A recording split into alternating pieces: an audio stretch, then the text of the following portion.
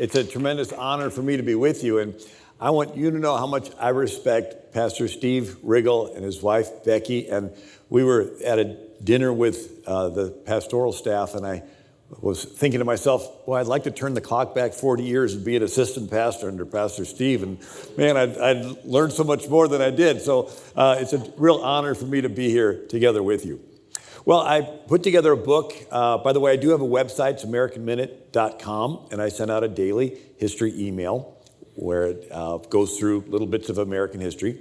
But tonight I'm going to talk about the book Socialism, the real history from Plato to the present. I think we're maybe out of them on the table, but there's lots of other books that touch on the subject. And my son's helping me. He actually made it so that you can go to your iPhone and there's this little orange thing that says books, and you can touch that and type Federer and Socialism, and up pops the book. You can get it right there.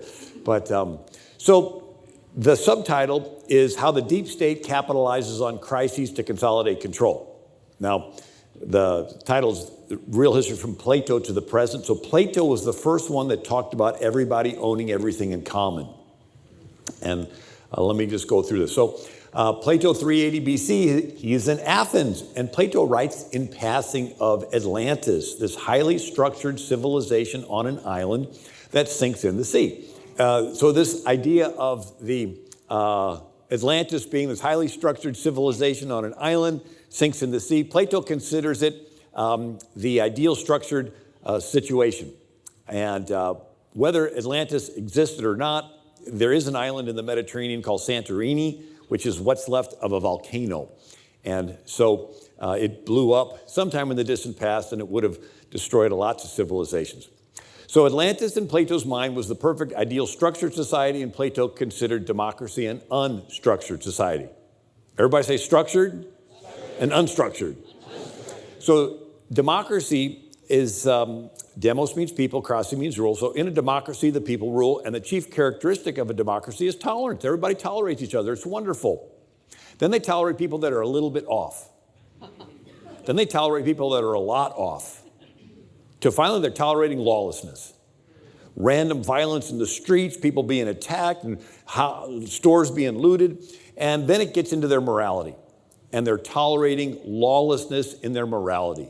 And Plato writes that the young man passes into freedom and libertinism of useless and unnecessary pleasures. There is no conceivable folly or crime, not accepting incest or any other unnatural union. Yes, that's what he's talking about.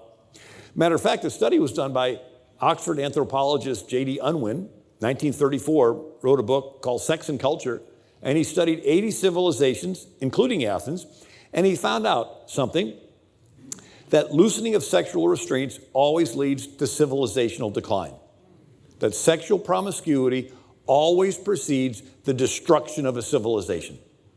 And he says that civilizations go through 4 stages. The first is a period of pain and poverty, right? This is where you go through war, famine. You make it through, and then you start working hard. And then everybody starts working hard, and you become productive and protective and patriotic.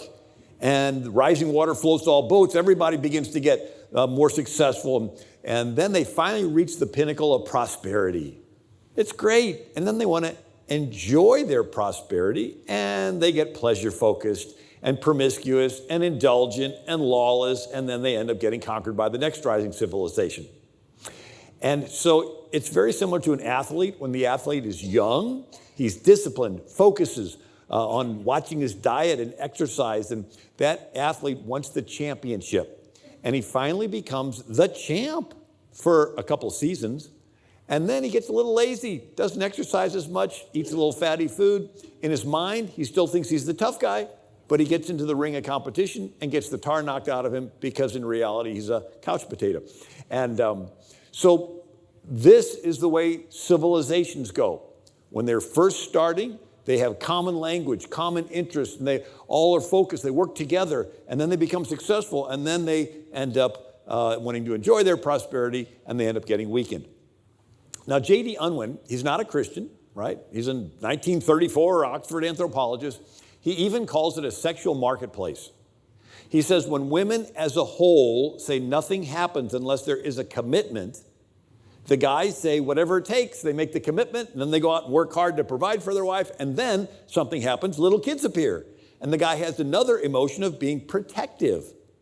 And when all the men of the country become productive and protective, the whole country rises, right? The rising water floats all boats, and the country begins to get expansionistic and creative and innovative and exploring. But when the women say there does not need to be a commitment, water seeks its own level, and you'll have a bunch of guys getting pleasure-focused, and they're getting indulgent and caring about themselves instead of anybody else, and this becomes sensuality, and fewer kids are born to fill the ranks of the military, and the country ends up getting weakened, and then they get conquered. And matter of fact, John Adams writes to Thomas Jefferson, "Have you ever found in history one single example of a nation thoroughly corrupted that was afterwards restored to virtue? And without virtue, there can be no political liberty. Will you tell me how to prevent luxury from producing effeminacy? Intoxication, extravagance, vice, folly. No effort in favor of virtue is lost." So, Harriet Truman words it this way: without a firm moral foundation, freedom degenerates quickly into selfishness and anarchy. So in Plato's description of what happens in a democracy, they first tolerate each other. That's great. Then they tolerate people that are a little bit off. Then they tolerate people that are a lot off, till finally they're tolerating lawlessness. And it turns into this discord and fear, and people begin to say, can't someone come along and fix this mess? And that's when some governor comes along and he says, I can fix it. I just need some emergency powers. And Plato says, last of all comes the tyrant. When he first appears above ground, he's a protector. He's full of smiles. Yes, I'm going to take away some of your freedoms, but I'm doing this to protect you, right? And when he gets enough of the freedoms, if any are suspected of resistance to his authority, he'll have a good pretext for destroying them. Then Plato says, the protector finally standing up in the chariot of state with the reins in his hand, a tyrant absolute. So he first says, I'm going to turn things around, but then he ends up getting powerful. And Plato says that when people start casting it in his teeth and he starts going down in the polls, that's when he becomes more violent. Having a mob entirely at his disposal, he's not restrained from shedding of blood. So Plato says that democracy is doomed to fail because it's based on the people having virtue, and people really don't have virtue. If you give them a choice of giving up their life or giving up their virtue, they'll always give up their virtue to save their life. Now, ancient Israel's experiment of ruling themselves without a king, the first 400 years out of Egypt, theirs lasted a little longer because they had a big magnet in the sky called God. So you were virtuous because you're accountable to God. Athens did not have that. By Plato's time, Athens had a bunch of fickle deities that nobody believed in anyway. And so Plato says this democracy experiment's only going to work as long as it's the in thing to be virtuous, and then you give people a choice. It's going to, matter of fact, Plato says if someone was born that truly had virtue, the world would crucify him. This is what he writes. If a truly just man lived, let him die as he lived. I might add that the just man will be scourged, racked, bound, and will at last be crucified. He wrote that 380 years before Christ. So Plato says that since democracy is going to fail, the best you can hope for is a nice tyrant. He's called him a philosopher king. He's the head of gold. His administrators and military are the arms and chest of silver. Together they make up the ruling class, and they're going to institute structure. Everybody else is the abdomen of iron and bronze. They are the ruled class. So socialism is a structured society of a ruling class and a ruled class. And the ruling class, they're above the law. They're politically connected. They're supported by the commoners. They can do special things like getting their hair styled when nobody else can. Right? California. The commoner class. Yes, everyone is provided for, but nobody owns any property. It's all held in common. But somebody's got to decide who gets what. And there's a saying, he who holds the purse strings has the power. So yeah, everything's owned in common, but somebody's got to be in the position of divvying it all out, and they're tempted to want to give a little extra to their family and friends, and maybe hold back something from people they don't like, and before you know it, it gets discretionary, and this person ends up becoming a dictator. Plato goes on, he says that there are no families in this perfect society, and the government decides who gets to have children, and the government takes the children away from the parents, and the children are brought into the city of Athens and socialized which is a process of making them give up their family's values and learn how to serve the ruling class. Plato says this, that when the true philosopher kings are born in a state, they will set in order their own city. They will take possession of the children who will be unaffected by the habits of their parents. These they will train in their own habits and laws. So if you think of it, you're a spirit, mind, and body. Your mind is like a super fancy computer. Your body's like the computer case, which makes it silly for people to argue over what color the computer case is. Red computers are better than green computers. Like, it doesn't matter what color the iPhone or the computer. What matters is what software, what apps are running on it. It doesn't matter what color somebody's skin is. It's what behavioral software is in their brain. Amen. We want to put God's word on there, but the other side wants to put their viruses, their malware, their corrupted files on these little kids. So that's the battle. So Plato says that this philosopher king is going to take possession of the children, and he's going to program them. And these kids will be taught lies. Plato said, we want one single grand lie, which will be believed by everybody. Could you imagine the government taking the kids away and teaching them lies? Anyway, so in this book, I go through how this democracy works as long as the people have morals and virtue. Then in times of lack of morals and virtue, it turns into lawlessness. When it turns into lawlessness, people get fearful. And that's when they want somebody to fix it, and that's when the rubber band snaps back and you get a king. So one of my books is called Who is the King in America? And I spent about a year or so researching every civilization that has ever existed on planet Earth. Right? Writing was invented around 3300 BC. Sumerian cuneiform on clay tablets in the Mesopotamian Valley. Today that's Iraq. Take a stick, poke it in clay, that's the beginning of writing. And from the beginning of writing till today, the most common form of government is what? Let's see. Nimrods, pharaohs, Caesars, Kaisers, Sultans, Tsars, Maharaja, Genghis Khan, Julius Caesar, Attila the Hun. It's kings. Power wants to, it's like the Lord of the Rings. You know, the ring wants to get back to its master. It wants to be found. Power wants to concentrate. It's like a black hole, like gravity. You know, Newton's law of, the lesser mass is attracted to the greater mass. And so it starts concentrating. So and then when there's a king, you're friends with the king, you're more equal. You're not friends with the king, you're less equal. You're an enemy of the king, you're dead. It's called treason, or you're a slave. Wherever you have kings on top, you have slaves on the bottom. And that's the norm for world history. And so very rarely do you see people getting a chance to take the power of a king and separate it into the hands of the people. Right? So at the Tower of Babel, God confuses the languages, the people scatter, but it's almost like every generation since tries to rebuild the Tower of Babel. But every time it comes around, it's a little bit worse, because with military advancements, the king can kill more people. So instead of killing with a rock, like Cain killed Abel, they're killing with a bronze weapon or an iron weapon or a phalanx spear or scimitar sword or, stirrup for riding horses or gunpowder or drones. I mean, the weapon improves, but it's that same fallen nature of Cain killing Abel. So the norm is kings. Very rarely is power separated. Demos means people, krasi means rule. So in a democracy, the difference between a democracy and a republic, in a democracy, everybody has to be at every meeting every day to talk about every issue. There were 6,000 citizens in Athens. They were called out to the marketplace, the agora. I mean, it was totally time consuming. You don't have time for anything else. So about 40% of Athens were slaves.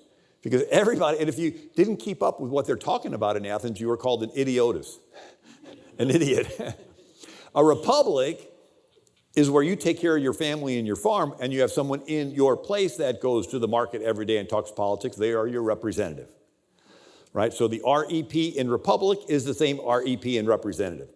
So Republican form of government is you're the king, but you're ruling through representatives. And so democracies and republics is where you take the power of a king and you give it to the people. But what if the king wants the power back? Does he just go to the people and say, hello, please give me complete control over your life? Oh yeah, sure, here. Right? No, people aren't really in a hurry to want to give that away. So there are two methods by which people give up their freedoms to a king. The first is fear. When people are afraid, they will trade their freedom for security. Right? So we got the Athens model. When there's lawlessness, we want somebody to come along and fix it. And somebody comes along, I'll fix it, I just need some emergency powers. So when people are in fear, they'll trade freedom for security. And the second is free stuff. Right? The king can give away free stuff and you gradually get dependent on it. And then he says, oh, you want a little more, you're going to have to give up some more of your freedoms. Very similar to a drug dealer can take over a neighborhood two ways. He can come in with guns and shoot people and get everybody fearful, and they'll trade their freedom and pay the mob protection money just to save their life. Or the drug dealer can give away free drugs. And then everybody gets dependent and hooked. And then he says, oh, you want some more free drugs? You're going to have to sell yourself into prostitution. You're going to have to rob and steal from your neighbor. It's sort of like a hunter can catch animals two ways, guns or bait. Right? You come in with guns and you shoot, or you can set a trap. You know, I was reading how to catch pigs in the wild. And you put a post in the ground, throw some corn down. Pigs come and eat the corn, sort of ignore the post. Second day, there are two posts in the ground and corn. Well, they come and eat it, they're ignored. Next day, 3 posts, 4 posts, and you start putting them in like a semicircle. And then put the fencing in between, right? Until pretty soon, all you got is a little opening. You throw in the corn down, the pigs come and squeeze through the opening, and they're eating the corn. And then the last day is you shut the gate, and you caught yourself some pigs. You get people dependent on the free stuff, like the welfare checks and so forth. So some scriptures, fear man bringeth a snare. Snare is a trap. And then, but every man when he is tempted is drawn away by his own lust and enticed. Right, or trapped. So you got fear, you got free stuff. So the deep state, the big government, creates or capitalizes on chaos and discord, and then in the atmosphere of fear promises a solution of free stuff and gets you into dependency and control. Let's look at some scriptures. Psalms 133, how good and pleasant it is for brethren to dwell together in unity. Everybody say unity. But then it says, Proverbs 6, 6 things the Lord hates. The last is he that soweth discord. Everybody say discord. So we have unity, we have discord. Right? So we're going to talk about the first thing, fear. So how do you create a fearful situation? And then you have to sow discord. Imagine being in heaven and somebody sows discord, right? It's Lucifer. He gets a third of the angels to rebel and they're cast out of heaven. Then Satan goes into the garden, sows discord, gets Adam to blame Eve and gets Cain to kill Abel. And now let's look. That first 400 years out of Egypt before King Saul, Israel was a republic with no king. And Gideon had just defeated 100,000 Midianites. So there were no threat to Israel. But Gideon had an illegitimate son named Abimelech. And Abimelech wanted power. But it's peaceful. What does he do? He sows discord. He goes to the town of Shechem and he does identity race politics. He says, is it better for you that all the sons of Gideon reign over you? Remember also that I am your bone and your flesh. And his brethren spake of him in the ears of the men of Shechem, and all their hearts inclined to follow Abimelech, for they said, he is our brother. So it doesn't matter if he's good at ruling or not, he's just one of us. And then they go to the city treasury, and they take money to hire protesters and rioters. All right? And they commit violence. It says they gave him 70 pieces of silver out of the house of Baal-berith, wherewith Abimelech hired vain and worthless persons which followed him. And he went unto his father's house at Ophrah and slew his brethren. And then the men of Shechem made Abimelech king. So here, it's all peaceful. They defeated the Midianites, but then he goes and he sows this discord, hires rioters, and then he goes out and commits violence and bloodshed and kills, and then he usurps power, becomes king. Now, Israel's republic would have ended here rather than a century later with King Saul had not somebody threw a millstone over the wall and it killed Abimelech. But this idea of sowing discord, let's look at another example. Italy 500 years ago was not Italy. It was a bunch of city-states. Venice, Genoa, Naples, Florence, Siena, and they all had armies and navies and fought. And Machiavelli thought if one prince could control all of Italy, it would stop the infighting. So he writes a book called The Prince, where he advocates the ends justifies the means. The end of one prince controlling all of Italy is such a good end, because it'll stop the infighting, that any means necessary to get there is justified. Lie, cheat, steal. So if a prince conquers a city, the people would hate him. But if the prince pays criminals, like Abimelech did, to kill cows, burn barns, smash windows, set things on fire, the people will panic, and they'll cry out for help, and the prince will come in and get rid of the very criminals he bribed to create the problem nobody will know the better for it, and everyone will praise the prince as a hero. So it's good marketing. You create the need and fill it. You go around the back of the house and set it on fire, then you go around the front of the house and sell them a fire extinguisher. And they'll pay anything for it and even thank you for being there. So it's called Machiavellianism, where you create or capitalize on a crisis to consolidate control. You know that quote a little more recently, Rahm Emanuel, chief of staff, right? He said, you don't ever want a crisis to go to waste. It's an opportunity to do important things that you would otherwise avoid. Hillary said, I'm actually excited about this opportunity, this crisis. The chief of staff for President Obama is an old friend of mine and my husband's, and he said, never waste a good crisis. And then Fox Primetime had Ben Domenech on a while back. He says, the authoritarian left is using the permanent pandemic to achieve as many ends as they can imagine. This is Rahm Emanuel's famous dictum, never let a crisis go to waste. Normal times don't produce the outcomes that the authoritarian left wants because people are not scared enough to give them the limitless power they crave. Crises are necessary, and so if there aren't any on offer, they manufacture them. So we see a crisis, our response is what? How can we help people through it? They see a crisis, their response is how can we usurp power through it?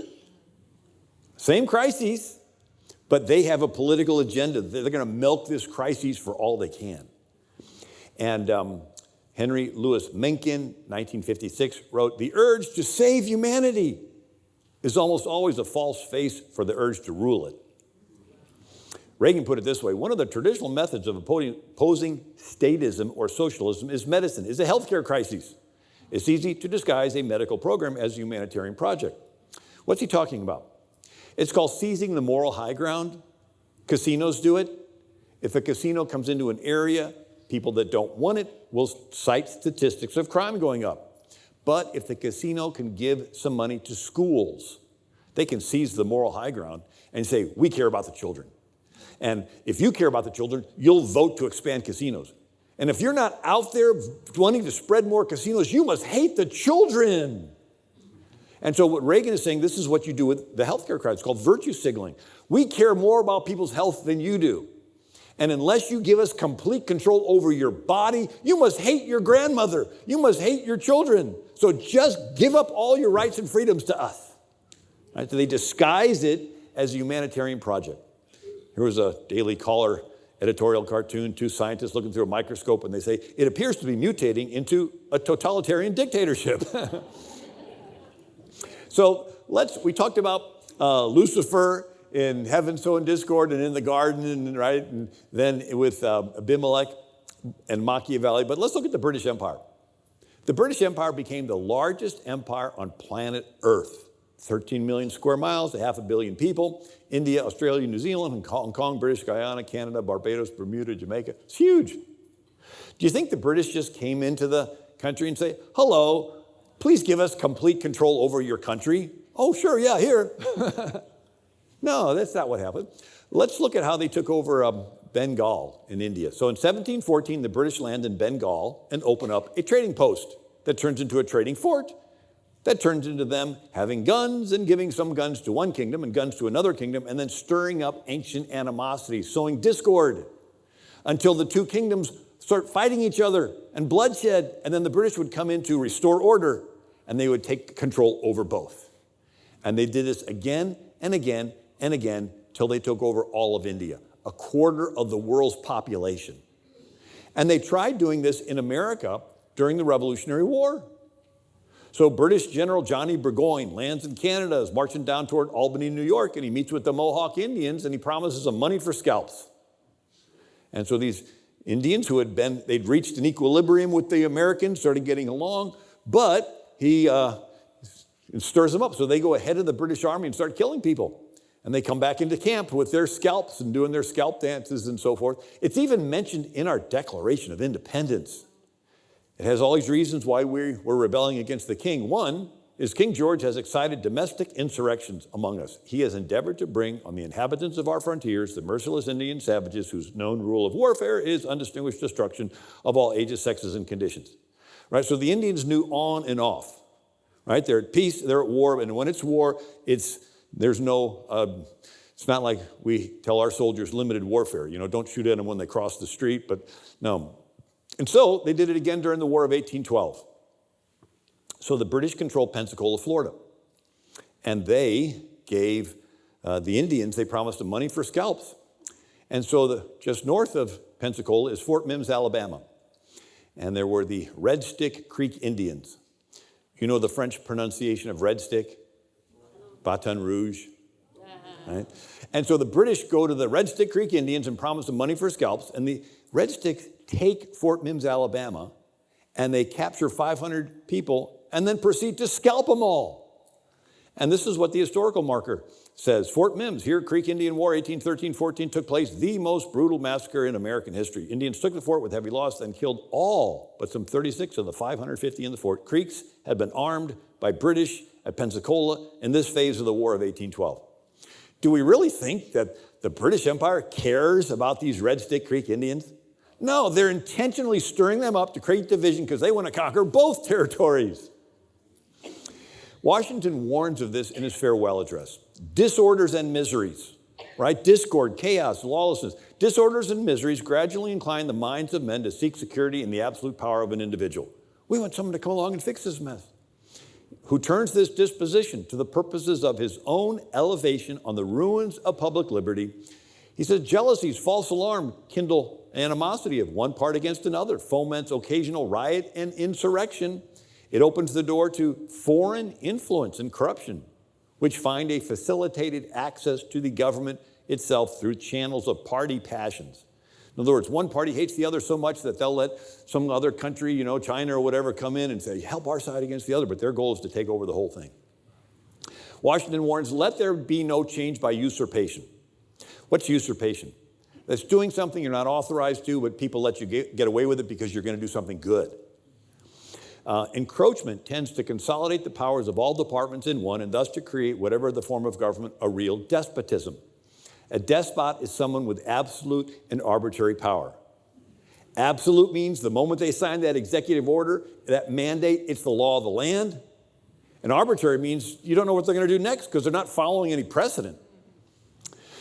Washington, usurpation, though in one instance may be the instrument of good. It's the customary weapon by which free governments are destroyed. This is his farewell address, his last goodbye. He's saying, watch out, America, that in times of disorders and miseries, when somebody comes along saying, I want to do something good, but I got to take away your freedoms to do it. He says, this is how free governments are destroyed. Usurpation must always greatly overbalance in permanent evil any transient or temporary benefit which the use can at any time yield. So, the answer to usurpation is pushback. It's just say no, enough, resistance, right? We trusted our politicians to hold us back, but after somebody certified the election January 6th and it released a spirit of Antichrist across the country, the umbrella has been ripped and now it's raining upon every one of us. And it's up to every single state to push back, every single city, every single church, every single parent to push back. So Reagan said, if you don't stop this, behind it will come other federal programs that will invade every area of freedom until one day we will awake and find we have socialism. Socialism is a bait and switch for communism. Lenin said socialism is a transition phase to communism. And so let's look at the French Revolution. We had a revolution, France had a revolution. And they tore down statues during the French Revolution. It's the whole concept called deconstruction, where you want to destroy the past, get people into a neutral where they don't remember where they came from, and then you brainwash them into the future you have planned for them. Sort of a gene replacement therapy only for a culture. But the motto of the French Revolution was liberty, equality, fraternity. Fraternity is their word for socialism. The fraternity, the group, the collective, the social contract, the state, the mob. Now, liberty is experienced individually. Fraternity is experienced collectively. And the word equality has two meanings. In America, it was equal treatment before the law. In France, it was everyone having an equal amount of stuff. And if the fraternité, the group, the collective, thinks you have too much stuff, it can use the power of the state to override the rights of the individual and take away your stuff, redistribute it, and even kill you. So during this reign of terror in France, it turns into an unstructured mob. They beheaded King Louis XVI and Marie Antoinette, and then they decided didn't get any better, so they decided to chop off the heads of all the royalty. It doesn't get any better. Then they chop off the heads of all the wealthy. You have money, we don't, you're selfish. Then they chop off the heads of the businessmen and farmers. You got food and supplies, we don't, you're selfish. Then they chop off the heads of the hoarders. You got extra food, we don't have enough, you're selfish. Then they chop off the heads of the clergy because they're speaking out against all the head chopping off stuff. And then they chop off the heads of the former revolutionaries, the ones that used to chop off heads but got tired of it, somehow they're to blame. 30,000 people had their heads chopped off in Paris, France. They even invented a nice clean guillotine to do it. And so there's no God in France. It's just the collective, what they agree upon. And who decides what's right and wrong? It's this mob, the collective, the state. Rousseau, who wrote The Social Contract, says, when the state says to a citizen, it is expedient for the state that you should die, he ought to die because his life is a gift made conditionally by the state. So out of this unstructured mess, so we got France, right? They had their liberty, their democracy, but without morals, it turns into this chaos. And then out of that chaos, people panic. We want somebody to come along and fix it. And here comes Napoleon. I'll fix it. And he usurps power and he becomes an emperor dictator. So Napoleon conquers France. 6 million people die in the Napoleonic Wars. After that, the King of Prussia, a German kingdom, says, we can't let that happen again. We need to strengthen the state. And so he has a philosopher named Hegel. He sort of takes Machiavelli and turns it into an equation. You know how Germans like to be really organized. And so Hegel taught at the University of Berlin. He influenced Darwin, and he influenced Karl Marx. Karl Marx was a member of this radical student group called the Young Hegelians. And Hegel says the state is God walking on earth. The state, we must worship the state. All the worth which the human being possesses, he possesses only through the state. So how do you strengthen the state? So the King of Prussia said, we got to strengthen the state. We got to take rights away from the individuals, concentrate it in the state so we won't get conquered by another Napoleon. So Hegel came up with something called dialectics. And it's a triangle. One corner is a thesis. The opposite corner is an antithesis or antithesis. And the top corner is a synthesis. It sounds complicated, but it's not. Right? So Karl Marx says, okay, the thesis is the status quo. Everybody's sort of used to the way things are going. You have to create discord. In other words, you have to create a problem that is real bad so that people panic. And then they're willing to trade some of their freedom for security. And they'll give up some of their rights in order to settle for an answer that's just half as bad. Then that becomes the new starting point, and they create another problem that's real bad, and then everybody's happy to settle for their answer that's half as bad. And then they create another problem that's real bad, and everybody will give up some more of their freedoms to settle for an answer that's half as bad. And every time they settle, they give up a little of their individual freedom to the state. So Karl Marx says, how do you create a problem that's real bad? He said you send in agitators, agent provocateurs, community organizers, labor organizers. Their job is to find people with grievances, stir them up to riot. And when there's fear and panic and everybody says, we want someone to come along and fix it, that's when you usurp power. So Karl Marx called it critical theory. This is where you study a society and examine all the groups, economically, religiously, ethnically, and then you pit them against each other to create this crisis. Sort of like Abimelech went in there and sowed discord, and Machiavelli sowed discord, and the British coming in, finding different groups and sowing discord. And so they would organize the proletariat against the bourgeois, which is the working class against the business owners, economic. They would organize the poor against the rich, the blacks against the whites, the Catholics against the Protestants, the Muslims against the Christians, even the Hutus against the Tutsis in the Congo and Rwanda and Burundi. I mean, if you lived in that area, the people saw themselves as one.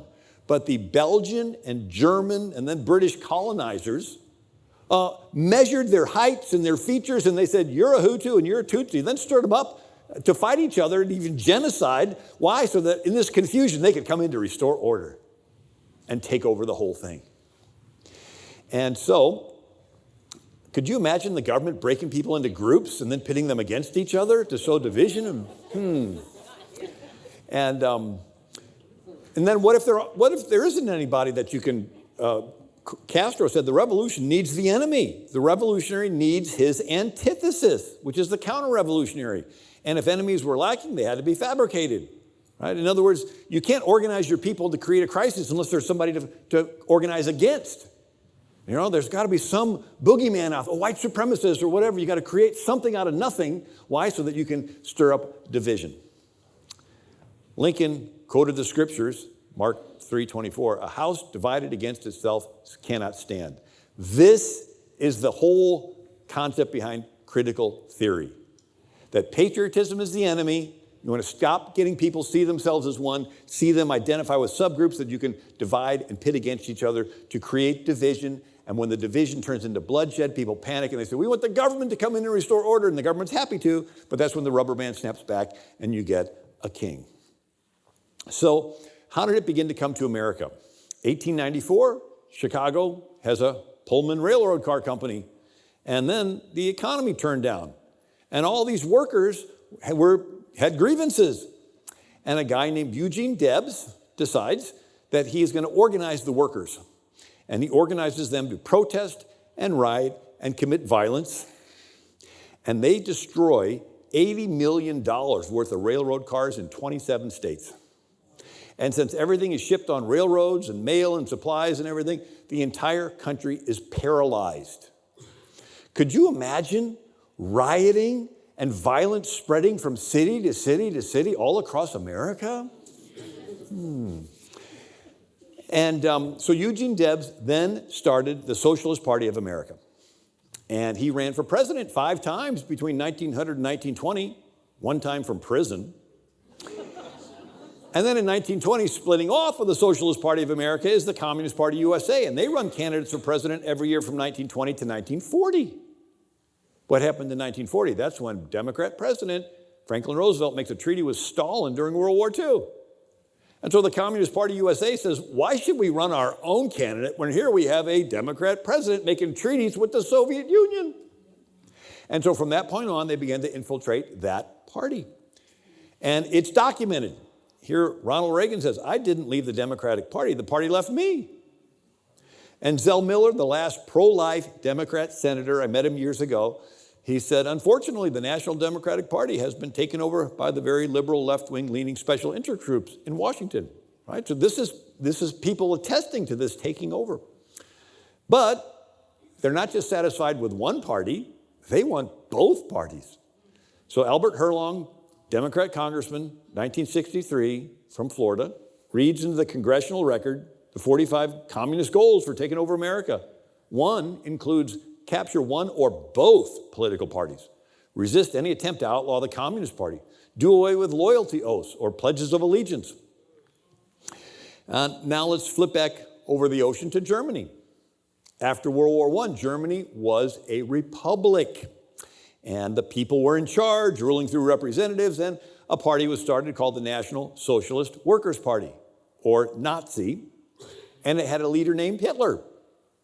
And he had an under-the-table violent group, sort of like Abimelech, hired vain and worthless persons, like the Machiavelli stirring up people, and the British.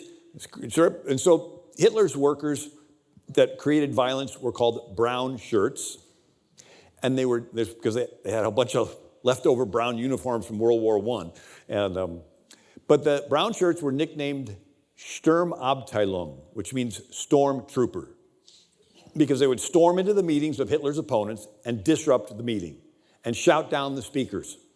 And then these brown shirts would lock arms and block access to public buildings and block streets. Could you imagine people locking arms in public and blocking things? And then they went into the cities and they began to smash the windows downtown and destroy and loot over 7,000 stores owned by Jews in the night of broken glass, Kristallnacht. And did I mention their capital got attacked? They had an insurrection and the Reichstag caught on fire. And evidence points to Hitler's own brown shirts creating the mess. But in the confusion, Hitler blames his political opponents for the mess and proceeds to investigate them and round them up and keep them away and finally shoot them without a trial.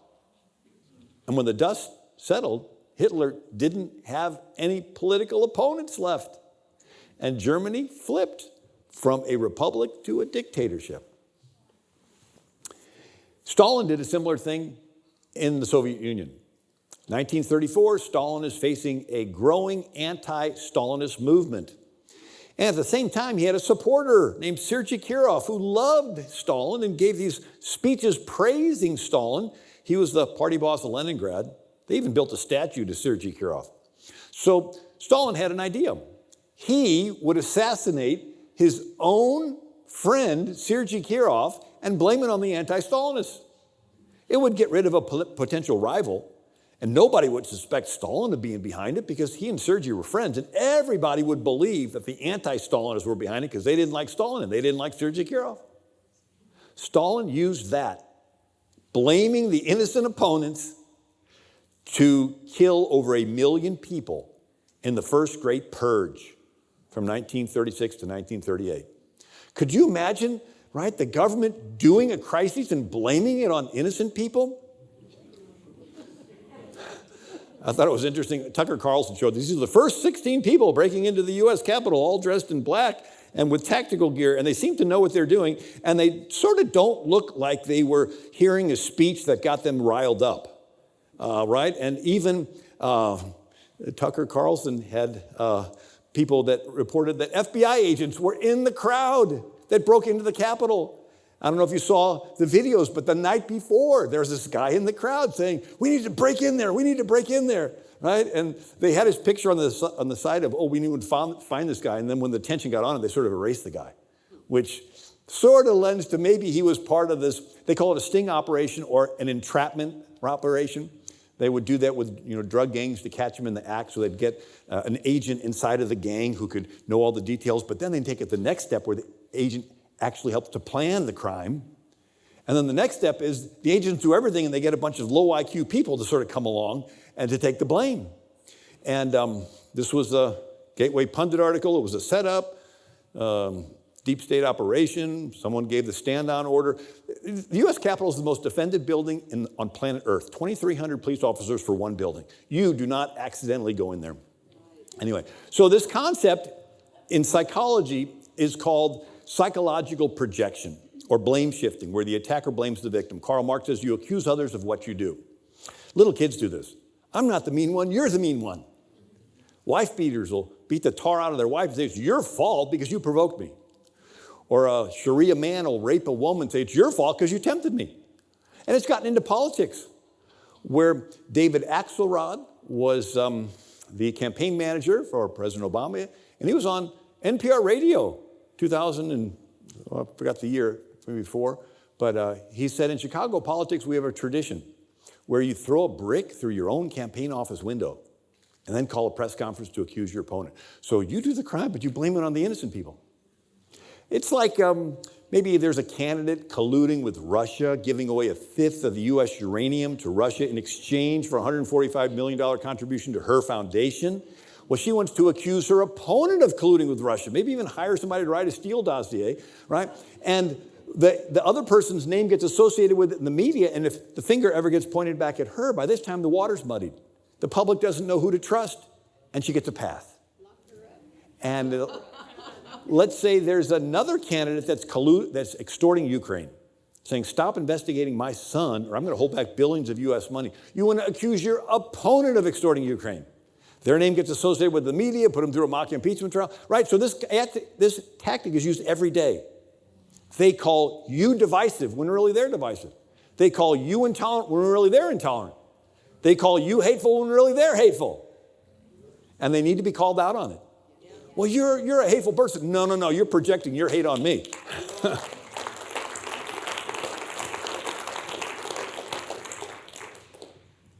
Well, here's this quote that I just read, David Axelrod there. And so we talked about Lucifer sowing discord in heaven. We talked about Abimelech sowing discord in ancient Israel. We talked about Machiavelli sowing discord. The British becoming the biggest empire on planet Earth using this discord. We talked about it coming to America with Eugene Debs and the Hegelian dialectic, and then with the Nazis sowing discord. But let's look at after World War II. Germany, England, France give up their former colonies. And new countries are started. India becomes independent. Egypt, Israel, Poland, Hungary, Lithuania, all these countries become independent. They elect brand new leaders. And they're climbing out of the post-World War II crises, and it's looking hopeful, except the Soviet Union decides to send in KGB agents to do critical theory. And study the country, identify all the groups, and break them into categories. And so they would have ethnically Bosnians, Croats, Serbs, or religiously Sunni, Shia, Orthodox, or economically or racially, it doesn't matter. You'd break them into groups of victims and oppressors, haves and have-nots, and you would organize protests that you would escalate into riots and violence and bloodshed. Why bloodshed? Because once people get fearful, and it's called fear-mongering, they're easier to manipulate. You don't want to sit down and talk theory with somebody when you just had your friend killed, right? So people get out of the realm of logic and into the realm of emotion, then you can use them. So they would break them into groups, then they would co-opt the media with bribes and threats to blame the new leader of the new country for all the problems. And then they would nurture weak links in the military. And when the country gets panicky and confused enough because of all the rioting and violence, they would do a coup or a rigged election, replace the leader with a Soviet puppet. And then the violence would suddenly stop. And everybody would be happy for a while until they realized they just gave up the farm. And they're now a Soviet satellite. So all these countries are called behind the Iron Curtain.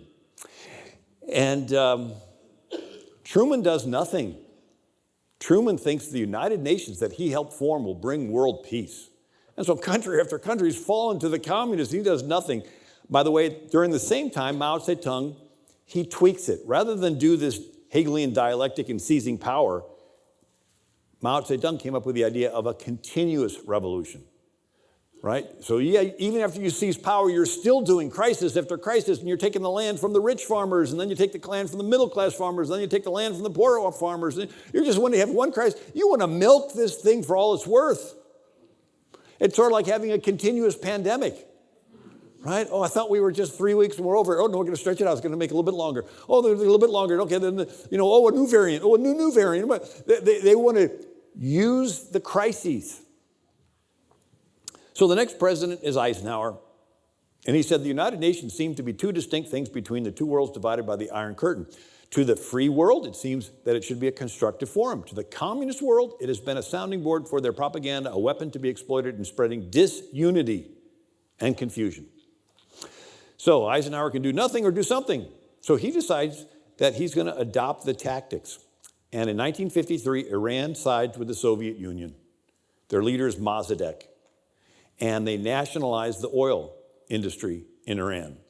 And you think, big deal. Well, wait a second, Britain has no oil. There's no oil fields in Britain. So in 1908, Britain formed the Anglo-Iranian Oil Company. You know it better as BP. BP is the Anglo-Iranian Oil Company. And so when Iran takes control of all the oil assets, Britain is having an oil shortage. So they appeal to Eisenhower for help. And Eisenhower approves the first CIA operation to overthrow a country's leader. It's Operation Ajax. And the CIA operative on the ground is Kermit Roosevelt Jr., the grandson of Teddy Roosevelt. And he goes over to Tehran, expert in foreign languages, and he does the same thing in reverse. He recruits gangsters and mobsters and radical imams, and he stages protests and riots, and they attack mosques. And they co-opt the media with bribes and threats to blame Mossadegh for all the problems. They find weak links in the military. And when the country is panicking and confused enough, they put Mossadegh under house arrest, lock him away for the rest of his life where he dies, and they replaced him with the Shah, who loved America because we put him in, and he did have a claim to the throne from before. And then the CIA did the same thing in Guatemala in 1954. We didn't want it to go communist, and so we did this. They did the same thing in the Congo, 1960, Dominican Republic, South Vietnam, Brazil, Chile, 1973. And the KGB did the same thing with Brezhnev and Khrushchev helping Yasser Arafat to start the PLO for one purpose, to sow division in the Middle East. They don't want peace, they want division. And they helped division in Castro's Cuba, right? You got Brezhnev and Khrushchev. And then Brezhnev and Khrushchev help Che Guevara start the FARC in Colombia, in ELN in Bolivia.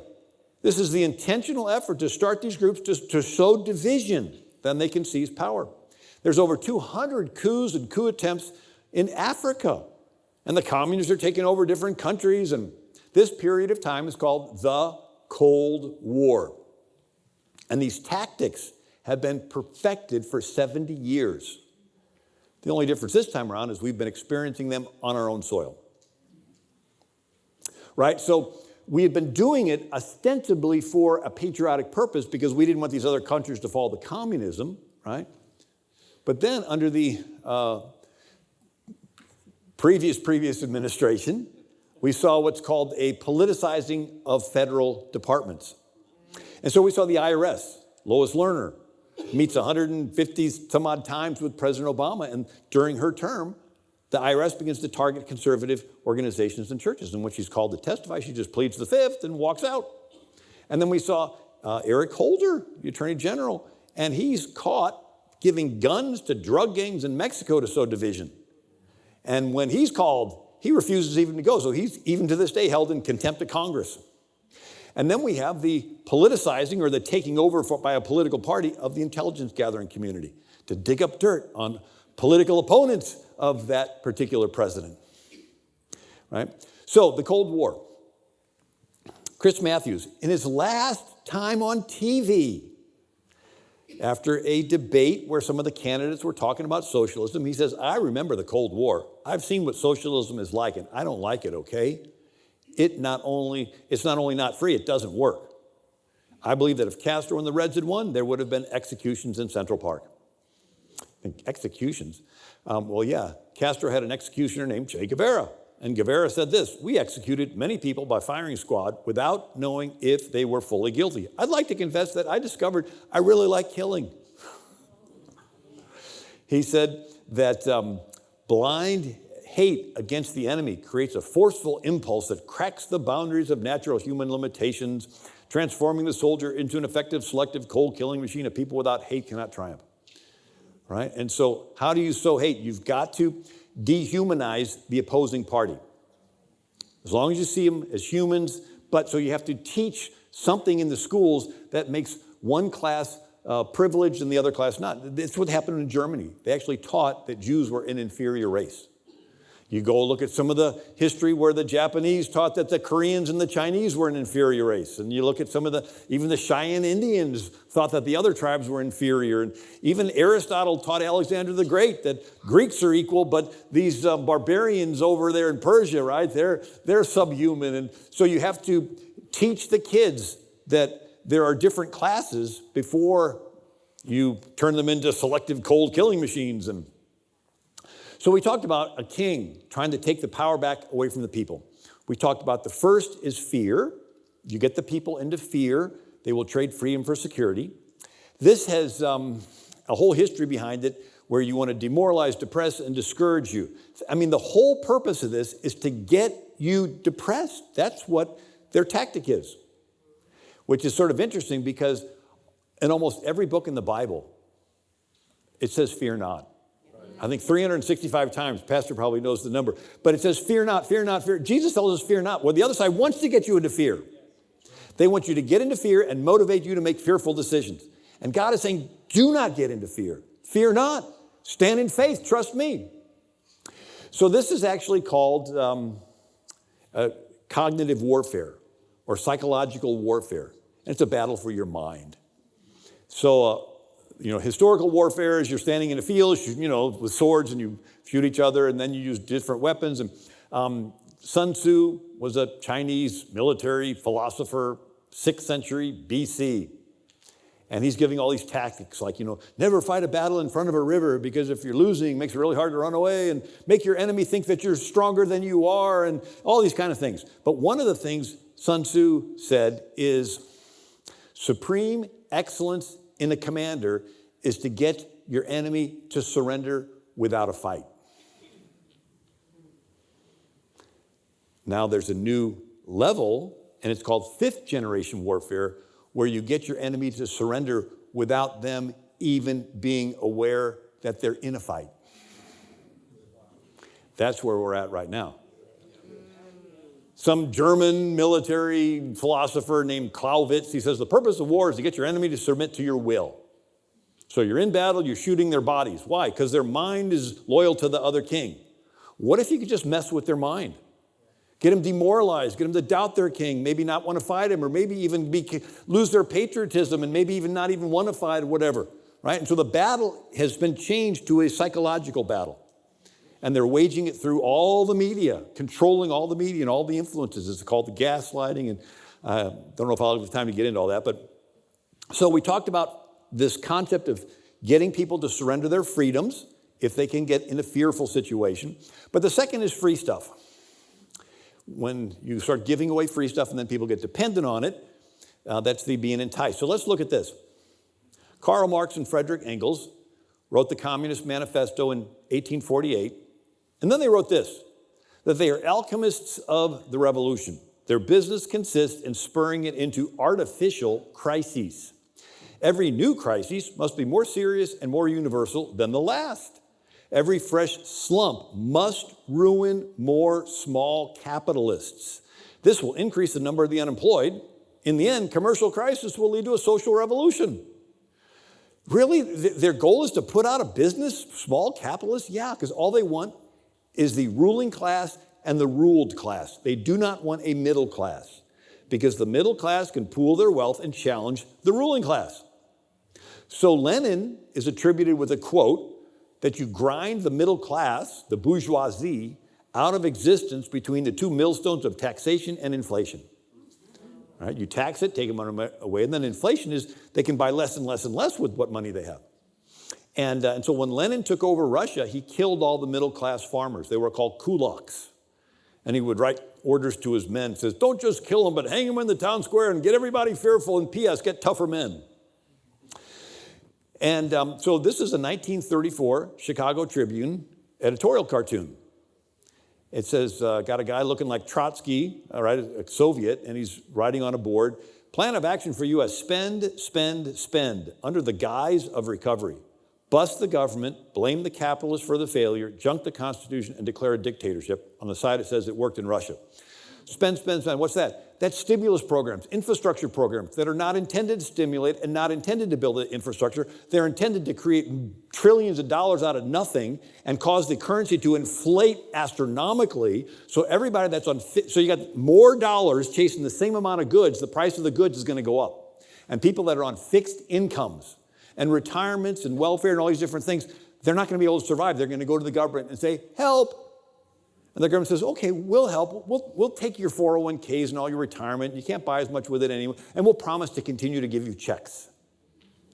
And then once everybody's on these checks, they're going to say, okay, for you to get another check, you got to, you didn't get your last booster shot. Oh, you didn't. We found out you got guns in your house. You got to give up your guns if you want to continue to get these checks. And what are these people going to do? They're on fixed incomes.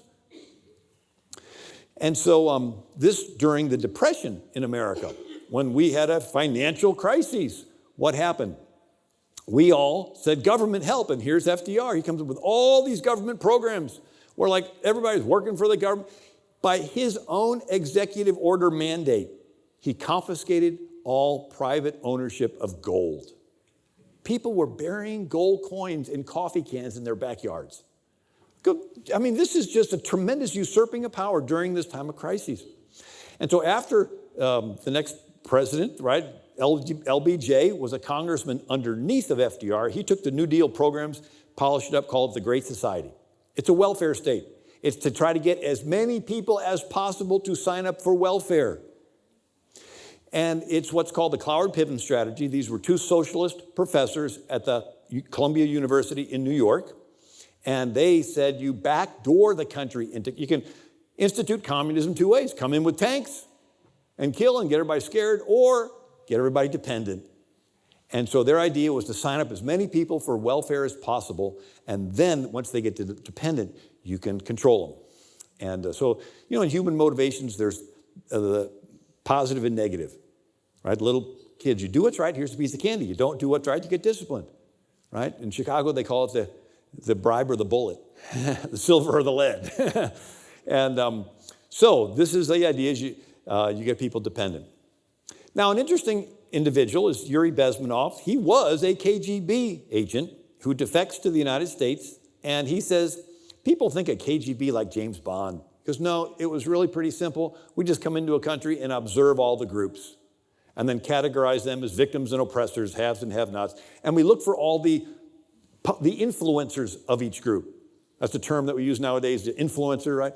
And so in the media, in the education, in the pulpit, and you begin to invite these people to your socialist parties, and you begin to butter up to them, and you pull them in. He says this period of time takes 20 years, because that's how long it takes to brainwash a generation. But it's so effective. Kids go through the schooling and the media, and they finally grow up. He says you can take them to a concentration camp that the Soviets had, show it to them, and they won't believe their own eyes.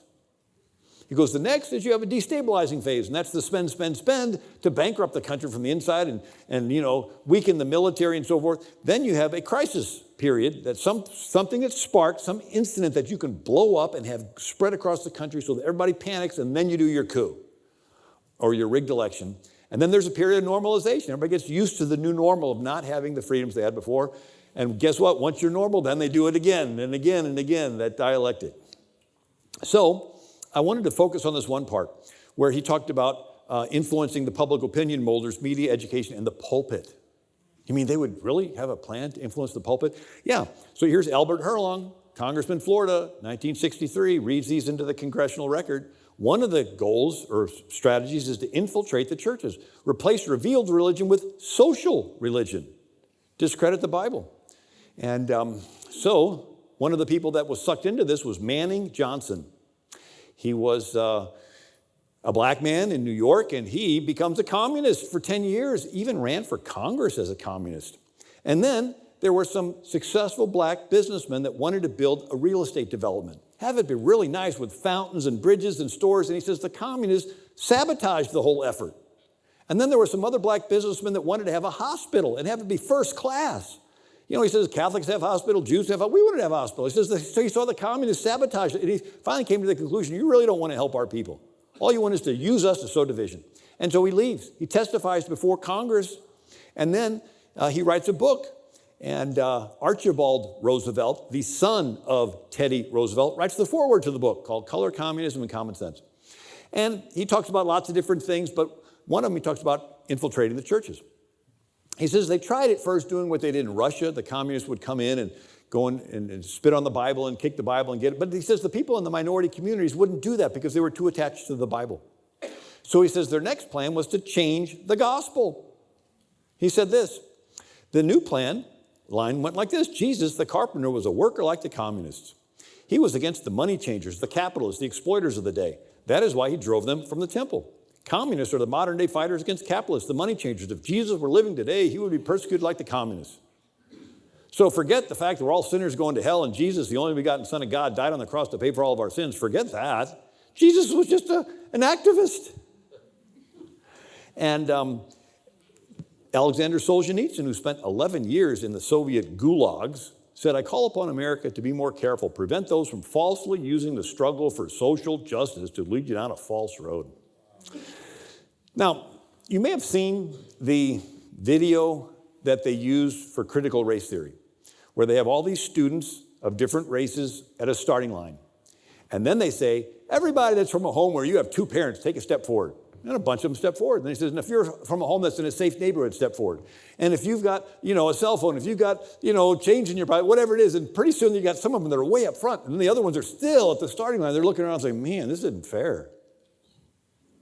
And it's a pretty convincing video until you ask yourself, what's the finish line?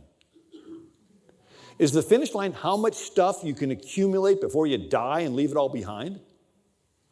Or is the finish line standing before God and him asking you, I was sick, did you visit me? I was naked, did you clothe me? I was hungry, did you feed me? It doesn't matter how much stuff you have, whether you get 1 talent, 2 talents, 5 talents, it's what you do with them. Whatever you do to the least of these, my brethren, you've done for me. Instead of teaching critical race theory in the school, we should send evangelists into the school, get these kids born again, and then they'll take care of everybody really nice because they're doing it as unto God.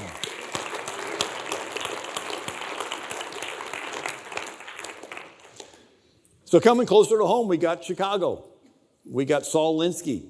He rode around with Al Capone's hitmen, Frank Nitti, and saw how all you had to do is kill a few people, smash a few windows, and everybody in the neighborhood will panic and agree to pay the mob protection money. So he decides to apply this to politics. By the way, he influenced Hillary Clinton. She wrote her senior thesis at Wellesley College on Saul Alinsky, and President Obama was with the Saul Alinsky group in Chicago. And so this influenced our politics. And so Saul Alinsky taught the first step in community organization is community disorganization. Disruption of the present organization is the first step. The organizer's first job is to create the issues or the problems. The organizer must first rub raw the resentments of the people of the community. An organizer must stir up dissatisfaction and discontent, sort of like Abimelech. Fan the latent hostilities of many of the people to the point of overt expression. The organizer polarizes the issue, helps lead his forces into conflict. He must search out controversy, for unless there is controversy, the people are not concerned enough to act. Right? You need an enemy to organize against. And interestingly enough, in the front of his book, he has an acknowledgement to Lucifer. Right there, black and white. Lest we forget at least an over-the-shoulder acknowledgement to the first radical known to men who rebelled against the establishment and did it so effectively, he at least won his own kingdom, Lucifer. Remember we started off talking about Lucifer? Sowing division, right? Division in the garden, division with Cain killing Abel, division with Abimelech in Israel, division with Machiavelli, division with Hegel, division with the British coming in and taking over countries, all right, division with the Nazis and the socialists, and all the Cold War tactics of sowing division. It's interesting, the devil took Jesus to a very high mountain, showed him all the kingdoms of the world, and said, bow down and worship me, and all this will be yours. And Jesus said, thou shalt worship the Lord thy God, and him only shalt thou serve.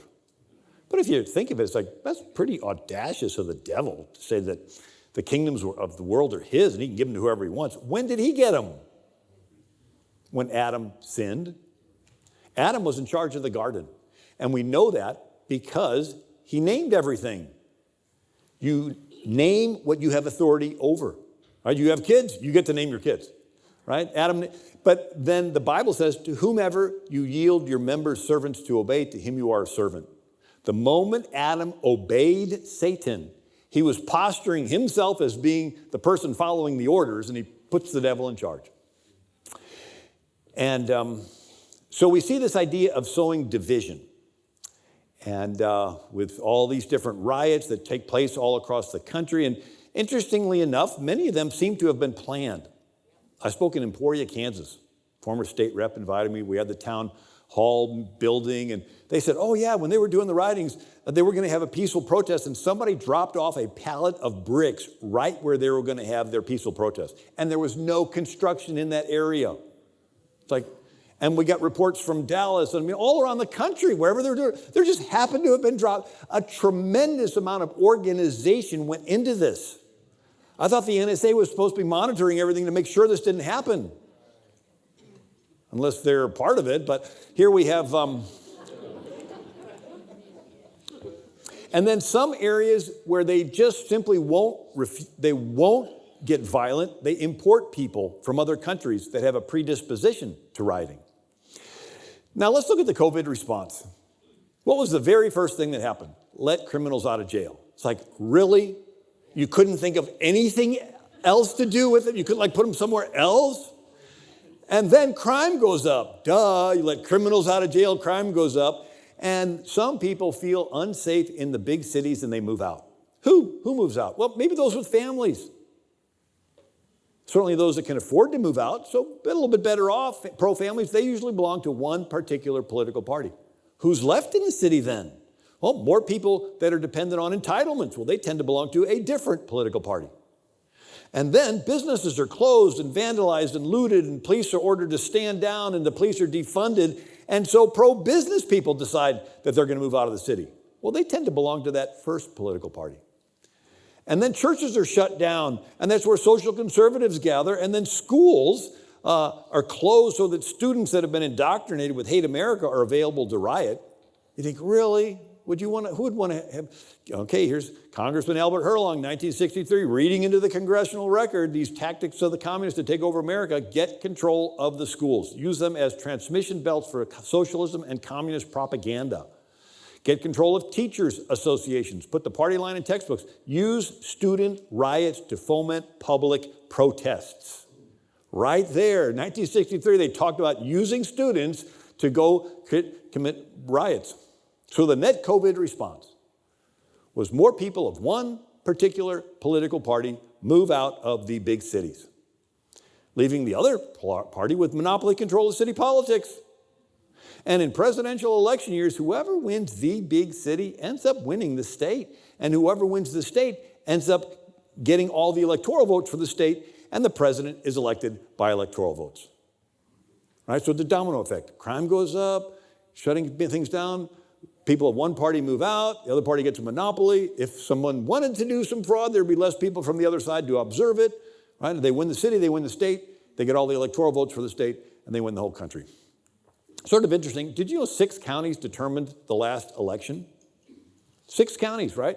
In Phoenix, Atlanta, Las Vegas, Detroit, Milwaukee, Philadelphia. So when crime goes up, the different people leave. They win those big cities. They end up winning the entire state and getting all the electoral votes for the state. And those states swung the election in the opposite direction. Anyway, I just thought I'd come and give you a little encouragement tonight. You know, lift you up, go out there, you can go get them. And anyway, you know, if we get through this crisis, there'll be another one. If we get through that crisis, there'll be another one. You look back in history, every generation has a crisis. Attila the Hun, he had an army of 500,000 men wiping out entire cities of Europe. The Christians at the time thought he was the Antichrist. Certainly he had the spirit of Antichrist. Genghis Khan kills 30 million people from Korea to Hungary to Russia. I mean, we had lots of every generation has a Spanish flu, bubonic plague. And so you go through the history, you see all these one crisis after another, and it's almost like God knew that this was going to happen. And I thought, why would he have that? And I thought, well, the crisis is an opportunity for you to respond and to show on the outside in the physical world what spiritually you have on the inside. Right? He knew what was in Abraham's heart, but he wanted to see Abraham be willing to take his son Isaac to the top of Mount Moriah and be willing to sacrifice him. You know, it's like you go to a guy who's watching TV and says, he's watching the game, right? And you say, hey, when was the last time you told your wife you love her? I can't remember, but she knows my heart. Like, okay. When was the last time you did anything to show your wife you love her? I can't remember, but she knows my heart. It's like, dude, we need to have a little talk here. It's like, God knows my heart. Yes, he does know your heart. And he wants to hear some words out of your mouth, and he wants to see some action. And so I thought of an example. Freshman chemistry class, you got a teacher. He's got a beaker with a solution, and he pours in a catalyst that causes a reaction. And some stuff precipitates and turns into little particles and gets heavy and floats to the bottom, and other stuff gets effervescent and bubbly and floats to the top. The time period we're living in is the solution in the beaker. The crises of our time period is the catalyst that's poured in. And some people precipitate and drop out and get scared. They get fearful. They'll deny their faith. They'll deny Jesus. They'll do anything. And other people get effervescent and bubbly. And they rise up and they say, God, use me. Use me in this crisis to stand up for righteousness, to defend the defenseless, to rescue those who are unjustly carried away to death, to love the unlovable. This is our opportunity to show the Lord whose side we're on, right?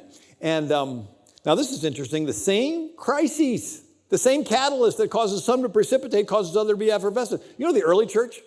We have to remind ourselves the church was born into a one-world anti-Christian government, the Roman Empire. You know, if I were to start a church, I'd let it be like a little greenhouse and let it grow for a little while without attacks. Nuh-uh, God, the moment it started, boom, immediate attacks. God has more faith in you and faith in the Holy Spirit in you than you do sometimes. So the early church, when they were attacked, they prayed for boldness. They prayed for more effervescence. Lord, grant your servants boldness that we can just shine even more. But the same crises that causes some to get into fear is going to cause others to get into faith. Right. It's the same crises. Now, yes, in times of crises, the corrupt leaders concentrate control, but in times of crises is when people turn to Christ. How many of you turned to Christ when everything was perfect in your life? How many there was a problem, right? Debt, discouragement, divorce, depression. It's something bigger than you are. You're flat on your back. You look up and you say, God, help. And in his mercy, he reaches down and helps you and turns things around. And so what's a national crisis, right? Or global? It's just simultaneously people experiencing crises. What was the first prophecy? It's in the garden, and it's where God tells the serpent, I will put enmity between thee and the woman, and between thy seed and her seed, and it shall bruise thy head, and thou shalt bruise his heel. So, but it happened simultaneously on the cross. So the devil gets the Jews and Gentiles to crucify Christ, dusts his hands, and goes, that's it, I took care of him. And Jesus says, it is finished. And the devil's like, what's finished? The devil just got the Jews and Gentiles to sacrifice the Lamb of God who took the judgment for all of our sins upon himself on the cross so that everybody in the entire world can approach this almighty perfect God through the blood of the Lamb and be saved and spend eternity with God. The devil got his head crushed. The word Satan means accuser. He's accuser of the brethren. And he's always accusing you to God. God, you're a just God, and they sinned against you. You've got to judge them, because if you don't judge them, your silence is giving consent to their sin. And if you give consent to sin, you're no longer a just God. You deny your just nature. You deny yourself. You ungod yourself. You're kicked out of heaven. So that's the box that God's in a sense. His own nature. He is just. He has to judge every sin. And so the devil accuses you. But God says, I did judge them in Christ. And they're approaching me through Christ. So the judgment has been paid. So the devil got his head crushed. He got his authority taken away. He doesn't have anything left to do except wait to be thrown into the lake of fire, right? But it happens simultaneously. So the same crises that's going to cause some people to end up surrendering to the Antichrist is going to cause other people to surrender to the real Christ. It's the same exact crises, right? It's that division, that splitting of the cell. So there's a proverb that says, he that rolls a stone shall roll back upon him. Another, Haman built the gallows for Mordecai, but he was hung on them himself. Joseph's brothers sold him as a slave into Egypt, but he ended up becoming their deliverer, right? So the devil does his thing, but God shows his overriding power and turning it around for good.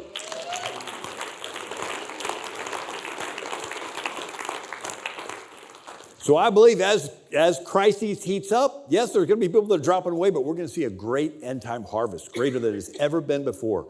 You know, you think of watching fireworks, and you're getting ready for the grand finale. Imagine the grand finale, and you see this little boom. You go, well, that was it?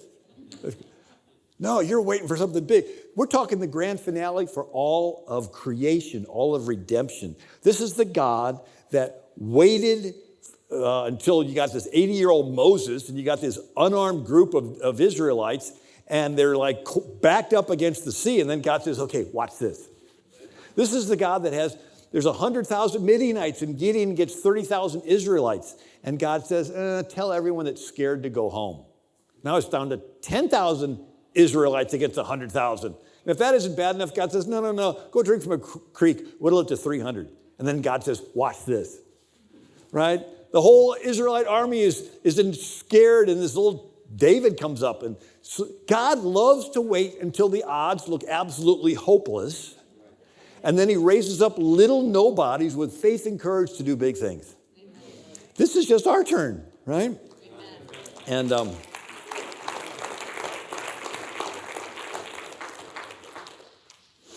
I love the... we see salvation from our point of view, but let's take a moment and look at it from God's point of view. Here's God. He exists for eternity. Eternity upon eternity upon eternity. We have no way of imagining how long. There never was a time when God was not there. He's always existed. And he makes everything.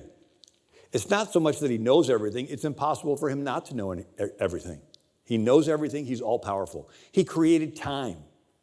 Light travels at 186,000 miles per second, and Einstein's theory of relativity is the closer you get to traveling the speed of light, the more time stands still. And so if God created light, he obviously is faster than light. So for him, every moment stands still. Don't ask me to explain it. But God's all powerful. He exists for eternity, makes everything, and everything he makes follows rules. There's laws of planetary motion, laws of gravity, laws of physics. Everything's laws, and he has laws for human behavior. We just have the choice as to whether or not to follow the laws. You know, to get an idea how big God is, I was watching a video of the Hubble telescope and the ultra deep space field. What's that? So 2004, they focused the powerful Hubble telescope at a spot in the sky where there was nothing. And the spot was so small, it was the size of a grain of sand held out at arm's length against the night sky. They focused the Hubble telescope on this for 11 days. There's nothing there. When they developed the images, in that spot where there was nothing, they saw 10,000 galaxies with hundreds of billions of stars in each galaxy. Blew astronomers' minds away. And then they started looking in other areas and other areas and other areas. And light travels in waves, with blue as the shortest, fastest wave and red as the longer, slower wave. And so these galaxies had a red shift to them, which means that we were seeing the slow light, which means the galaxy was moving away from us. And they were able to calculate through different intensities of light, and they used what's called a parallax system, where you have the Earth goes around the sun, but if you're on the Earth and you're looking at the same star in the sky from all the different points, you see the closer stars look like they move in relation to the further stars that look more still. You know what I'm talking about? And so they were able to figure out that these galaxies were 47 billion light years away. And in looking in the other direction, they found the observable universe is 93 billion light years across and still expanding at the speed of light. They estimate that there are 2 trillion stars. The largest star is Stephenson 2-18. It's a supergas giant. If you were to place Stephenson 2-18 in our solar system, it would engulf the orbit of Saturn, the 6th planet from the sun. We're the 3rd planet from the sun. Could you imagine one star that big? And God made it all. And he didn't just make it. It says that he holds it all in existence. He doesn't just fill the heavens. He holds 93 billion light years worth of heavens in existence every moment, every millisecond. And he created you. And he created your soul. But if you think of it, what's a galaxy anyway? It's just a bunch of rocks. Big rocks, small rocks, enormous rocks, vaporized rocks. A rock cannot love you. So in other words, God said, been there, done that. I can create everything and everything obeys me. I can create galaxies, okay? At some time in eternity past, God said, I would really like someone in my image that could love me. Now it gets interesting, because love by definition must be voluntary. The moment it's forced, it evaporates. Right? And if God were to force you to love him, he himself would know he is coercing and forcing you to love him, and he would know your response is not a true voluntary love response. So in this framework of everything he controls, he created one tiny little thing that he does not control, your will. Now, he could control it if he wanted to, but that would defeat the very purpose he made us different than everything else. The more you love someone, the more you want that someone to love you back.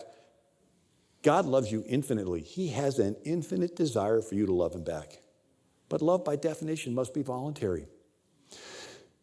So think of a billionaire, has a son that goes to college, flies in on his jet, drives up in his Lamborghini, gold rings, Rolex watch, fancy clothes, walking around campus with an entourage of people. He's going to have every girl on campus wanting to meet him. But if he lays all that aside and drives up in an old clunker, got holes in his jeans, all the uppity girls are going to ignore him. But he finds some girl that likes to study with him in the library. They get to become friends. She takes heat from the clique for hanging around this nobody guy. But she loves him. They fall in love. They get engaged. And then he says, I want to take you back to meet my dad. And they're like driving up to this castle mansion estate. And she's like, whoa, you didn't tell me about all this. He knows that she loves him for him, not because of all of his stuff. Jesus laid all his glory and came to earth humble as a man, born in a manger. So the only ones that love him are the ones that love him for him. But we're sinners. God's a just God. So if we love him and we make a mistake, his just nature is he's got to judge us.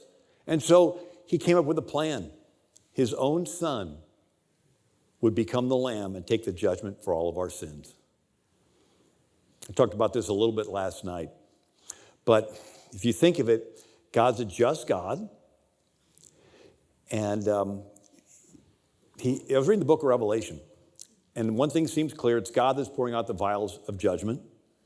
You know, the angels throw the censer down and so forth. And I thought, why is that? Well, that's God. It's the final judgment. He's judging every sin he missed along the way. So you can't get 10,000 years into eternity and say, God, there were some sins back there and you never judged them.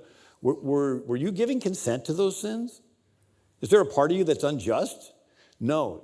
It says the smoke of their torment rises forever and ever, and the angels cry out, righteous and true are your judgments, O Lord. Nobody's going to question that God judges sin. He is a just God. But in that sense, Jesus had the book of Revelation judgment poured out on his head. Jesus took the judgment for every sin that everybody would ever do upon himself on the cross. And if you see the scripture, it says a day with the Lord is as 1,000 years and 1,000 years as a day. Jesus experienced that day on the cross as if it was 1,000 years. I know I mentioned it last night, but to me, every time I think of it, it's amazing that you have a degree in accounting. I like things to balance. So you have a balance, right? An eternal being, Jesus, who's innocent, suffering for a finite, limited period of time, is equal to all of us finite, limited beings who are guilty, suffering for an eternal period of time. An eternal being who's innocent, suffering for a finite period of time, is equal to all of us finite beings who are guilty, suffering for an eternal period of time. Infinity times finite equals finite times infinity. Jesus literally suffered the equivalent of eternal damnation in all of our places, and he's the only one that could have done it. That's why we approach this all-powerful, universe-creating God who is absolutely perfect and absolutely just and has to judge every sin, and you can approach him without even any consciousness of sin because he provided the lamb to take the judgment, and you're approaching him through his son that shed his blood on the cross. That's why we sing praise songs to Jesus, that out of love for the Father and out of love for you and me, he took the wrath of God that we deserved upon himself so that we can approach God. And then Jesus rose from the dead to prove he was who he said he was. Talks about the Pharisees. You tithe mint and cumin, little bitty spices, and you forget the weightier matters of the law. Justice, mercy, and faith. What's justice? That's God's a just God. He cannot change it. What's mercy? That's love. He provided the lamb to take the judgment. And faith is, it's no good if you don't know about it and have faith in it. You have to have faith that the lamb paid for the sins. So God is just and that he judges every sin. He's love. And that he provided the lamb to take the judgment for the sin. So tonight, if you've not yet done it, yes, there's crises in the world. There's always been crises. If we get through this, there'll be more crises. The crisis is an opportunity. I tell people God has plan A and plan B. Plan A is he blesses us so much we turn to him out of gratefulness. If that doesn't work, there is plan B. He lets things get tough. And we turn to him out of desperation. His goal is to have us turn to him. He can't force us, but he can sort of adjust some variables, right, to encourage us to turn to him. But his goal is to have us turn to him. So let's turn to him. He's a personal God. He wants to spend time with you personally. Go in your closet and pray. And he's jealous for that time with you.